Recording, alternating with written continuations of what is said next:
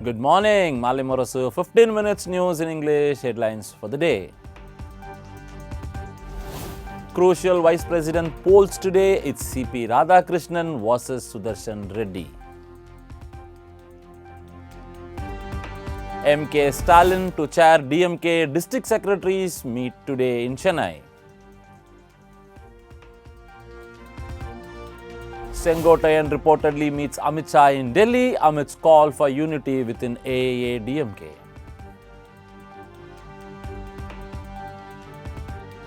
AIA-DMK aims for 210 seats in 2026 elections, says Edappadi Palaniswamy. It's a direct contest between AIA-DMK versus DMK, says former Chief Minister.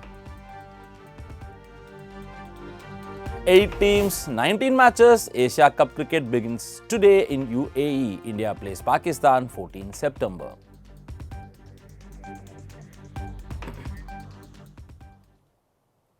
News in detail. Crucial Vice President polls today. It's CP Radhakrishnan versus Sudarshan Reddy. Voting to elect the new Vice President of India is taking place today. The contest is between NDA candidate CP Radhakrishnan and opposition nominee, former Supreme Court Judge B. Sudarshan Reddy. The election was called after Jagdeep Dhankar resigned from the post during the monsoon session of Parliament. MPs from both the Lok Sabha and Rajya Sabha, including nominated members, are voting through pink ballot papers. Each MP's vote carries equal value on the system of proportional representation, with a single transferable vote is being used. The Vice President also serves as the ex officio chairman of the Rajya Sabha, making the post a politically important one. The result expected later today will be a key test of strength between the Treasury benches and the opposition just months before the Bihar Assembly elections. MK Stalin to chair DMK district secretaries meet today. The Dravida Munnetra Kalagam is holding a virtual meeting of its district secretaries today, chaired by party president and chief minister MK Stalin. The meeting, announced by DMK General Secretary Durai Murugan, begins at noon and is attended by district level leaders across Tamil Nadu. Key points on the agenda includes reviewing the progress of the Oranil Tamil Nadu membership drive and finalizing preparations for the upcoming 3-day Mupperumbizha celebrations. The meeting is seen as part of DMK's efforts to strengthen its organizational base and rally cadres ahead of upcoming political battles.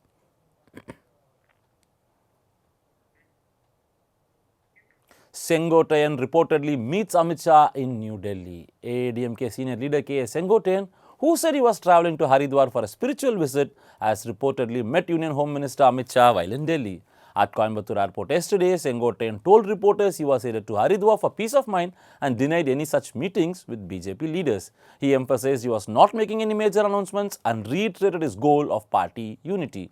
However, rumors surfaced that Sengotayan did in fact meet Amit Shah in Delhi. This has raised questions about his political intentions amidst ongoing factional tensions within the AIADMK. AIA-DMK aims for 210 seats in 2026 elections, says Edappadi Palaniswamy. It's a direct context between AIA-DMK versus DMK, says former Chief Minister. AIA-DMK leader Edappadi K. Palaniswamy has said that the 2026 assembly elections will be a straight fight between AIA-DMK and DMK. He claimed that his party will win 210 constituencies and form the next government. Speaking to PTI, EPS criticized Chief Minister Stalin's recent foreign trips. He asked how much real investment and how many jobs had come from them. He said DMK's promises remain only on paper. EPS compared this with AIADMK's record and said Jayalalitha's government brought lakhs of crores in investments through global investor meets and created many jobs. He also accused the DMK government of failing on social justice and law and order. He said Dalit officials and leaders face humiliation and crimes like honor killings are not handled properly. EPS said Tamil Nadu voters know only two parties matter in this state. He expressed confidence that people will support AIADMK and give it a clear majority in 2026 elections. Supreme Court questions Tamil Nadu government over appointment of acting DGP, directs UPSC to expeditiously recommend names. The Supreme Court on Monday asked the Tamil Nadu government why it has appointed an acting DGP instead of a regular one.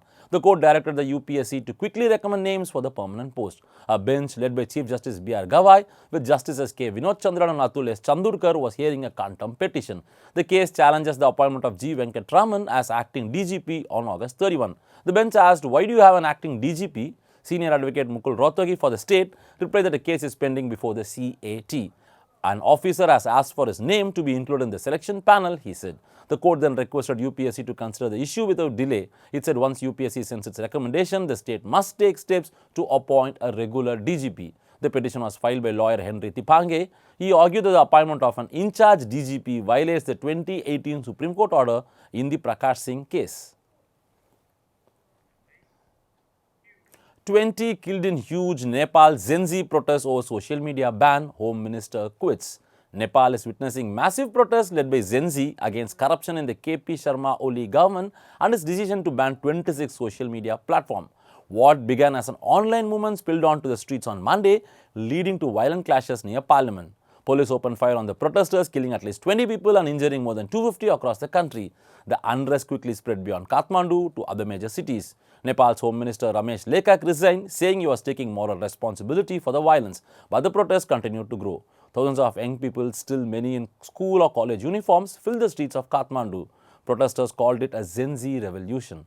They broke police barricades and entered restricted areas. As violence spread, authorities imposed a curfew on the capital. Jaishankar calls for fair trade at BRICS meet amidst Trump tariff threats. External Affairs Minister Jaishankar on Monday urged for fair and transparent global economic practices. He said such practices should benefit all countries, especially during times of trade disruptions. Jaishankar was speaking at a virtual BRICS meeting representing India in the place of Prime Minister Narendra Modi. He stressed the importance of building stronger and more reliable supply chains. It is imperative that economic practices are fair, transparent, and to everyone's benefit. When there are disruptions, our goal should be to make supply chains more resilient, reliable, and shorter, Jaishankar said. His remarks came at a time when US President Donald Trump has threatened tariffs, raising concerns for global trade.